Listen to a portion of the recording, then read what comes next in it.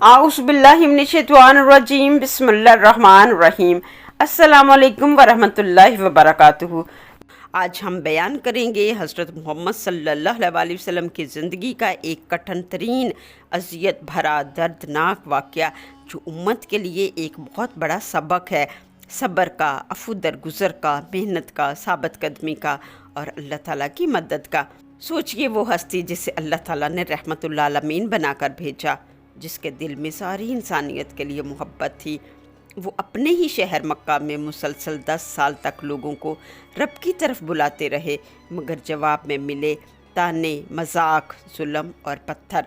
ये वो वक्त था जब आप सल्लल्लाहु अलैहि वसल्लम अपनी सबसे बड़ी हामी, अपनी महबूब बीवी हज़रत खदीजा रज़ियल्लाहु ताला अन्हा को खो चुके थे। अपने सबसे बड़े मुहाफ़िज़ अबू तालिब के साए से भी महरूम हो चुके थे। मक्का की गलियां और कुरैश के दरवाज़े आप सल्लल्लाहु अलैहि वसल्लम के लिए तंग कर दिए गए थे। ऐसे में दिल में एक उम्मीद जागी, शायद मक्का वालों ने ना माना तो ताइफ वाले मान लेंगे।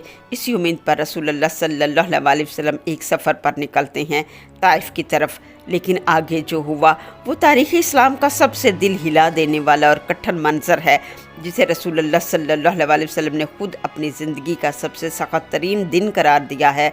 ये सफ़र दावत इस्लाम की राह में आप सल्लल्लाहु अलैहि वसल्लम का पहला सफ़र था। हज़रत आयशा सिद्दीक़ा रज़ियल्लाहु तआला अन्हा रवायत करती हैं, एक बार रसूलुल्लाह सल्लल्लाहु अलैहि वसल्लम ने फरमाया, आयशा मेरे लिए उहद की लड़ाई वाले दिन के अलावा कोई सख़त तरीन दिन था तो वो ताइफ में गुजारा हुआ दिन था। हज़रत मोहम्मद सल्लल्लाहु अलैहि वसल्लम लोगों को इस्लाम की दावत देने के लिए ताइफ जाते हैं। ताइफ में 3 सरदार थे और आपस में सगे भाई थे, अब्द यालील, मासूद और हबीब बिन अमरू सकफ़ी।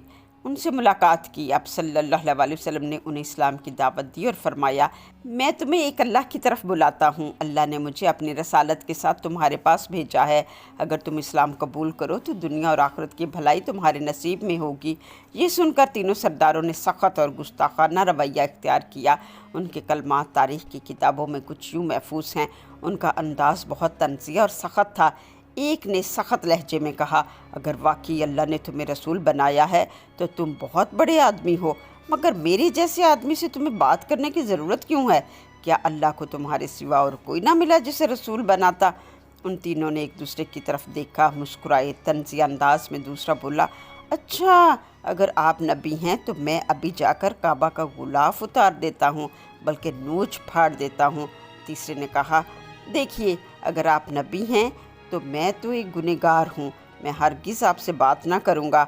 आपसे बात करना मेरे लिए मुनासिब नहीं, और अगर आप मौसल्ला झूठ बोल रहे हैं तो एक झूठे इंसान से बात करना मेरी शान के ख़िलाफ़ है। मैं आपकी बात क्यों सुनूँ? आप सल्लल्लाहु अलैहि वसल्लम उनकी बातों से सख़त रंजीदा हुए, मगर नाउमीद न हुए, और उनसे इतनी बेदर्दाना तकलीफ़ दा गुफ्तगू सुनने के बाद भी नहायत शफ़क़त और नरमी से फ़रमाया, तुम लोगों ने जो कहना था कह लिया, और अब इन बातों को अपने तक ही रखना। आप सल्लल्लाहु अलैहि वसल्लम ने उनसे मिलने के बाद मज़ीद 10 दिन ताइफ में स्टे किया। वहाँ के दीगर सरदारों और लोगों से मिलते रहे, इस्लाम की दावत देते रहे, मगर किसी के दिल ने हदायत को कबूल ना किया। न सिर्फ उन लोगों ने दावत इस्लाम का इनकार किया, बल्कि आप सल्लल्लाहु अलैहि वसल्लम का मजाक उड़ाने लगे और आप सल्लल्लाहु अलैहि वसल्लम को बदतमीज़ी और गुस्ताखी से अपने शहर से निकलने का कहा। सिर्फ ज़ुबान और अल्फाज तक इक्तफ़ा ना किया, बल्कि अपने शहर के उबाश और बदमाश लड़कों को आप सल्लल्लाहु अलैहि वसल्लम को पत्थर मारने पर मामूर कर दिया। वो उबाश नबी करीम सल्लल्लाहु अलैहि वसल्लम के पाँव मुबारक पर ज़ोर ज़ोर से पत्थर मारते। सुलेमान तीमी और इब्ने उक़बा लिखते हैं, वो उबाश लड़के 2 लाइनें बनाकर खड़े हो गए थे और हज़रत मोहम्मद सल्लल्लाहु अलैहि वसल्लम जो भी कदम उठाते वो उन पर पत्थर मारते थे। आप सल्लल्लाहु अलैहि वसल्लम के जूते खून से भर गए थे।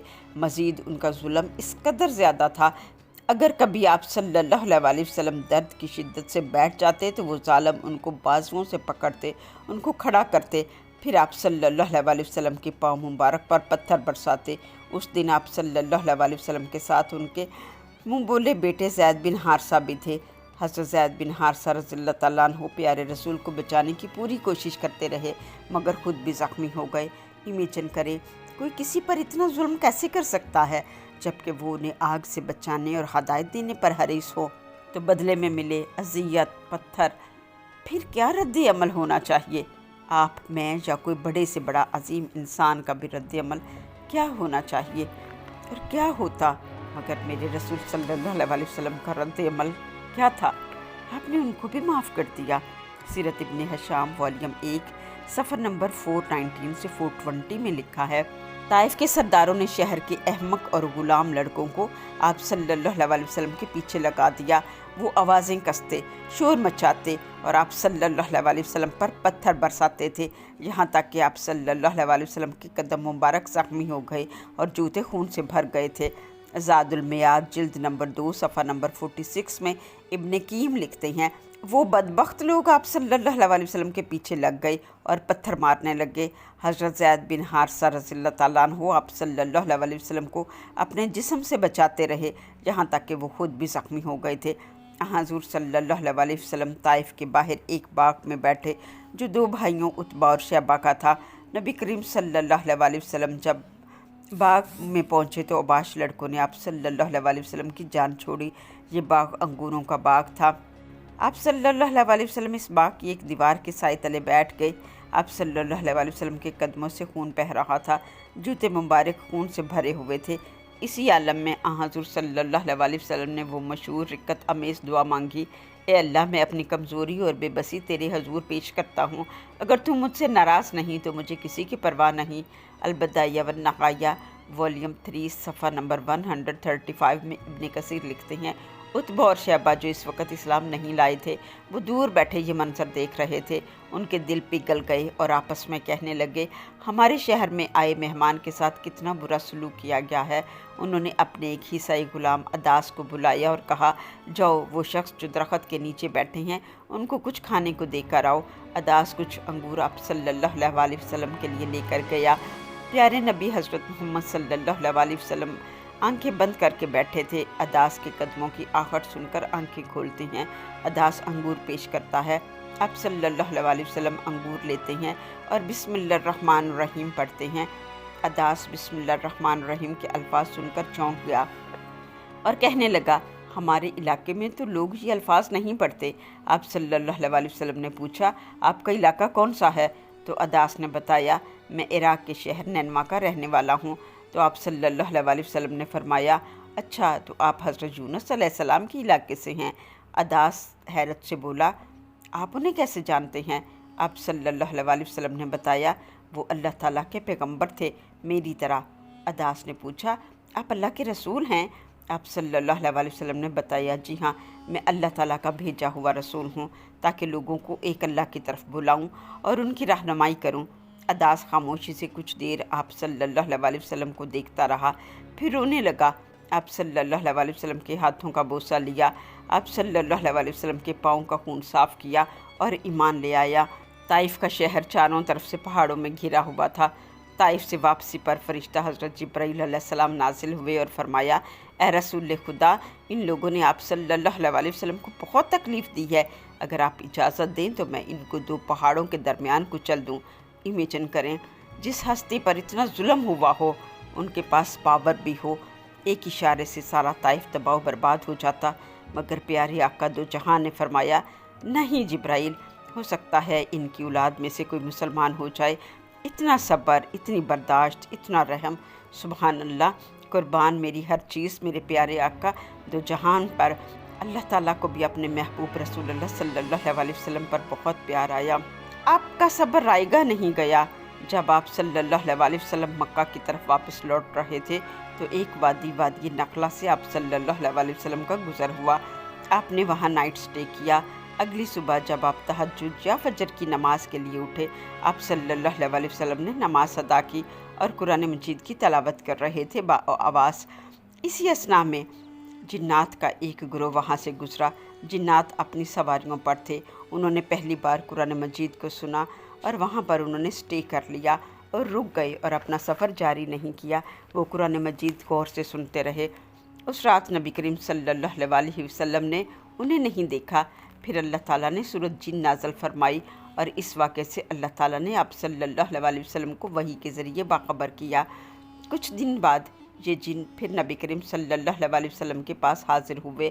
تب آپ صلی اللہ علیہ وسلم نے جن سے ملاقات کی اور ان کو دیکھا और उस जिन ने अर्ज़ किया, या रसूल अल्लाह, जो कलाम हमने आप सल्लल्लाहु अलैहि वसल्लम से वादी नखला में सुना था, वो कलाम हमने वापस जाकर अपनी कौम को सुनाया। वो जिन्नात तादाद में 9 थे और आज रात वो सब हजून मुकाम पर इकट्ठे हो रही हैं। हम आपको मदऊ करने आए हैं ताकि आप हमारे पास आएँ और उन्हें कुरान सिखाएँ।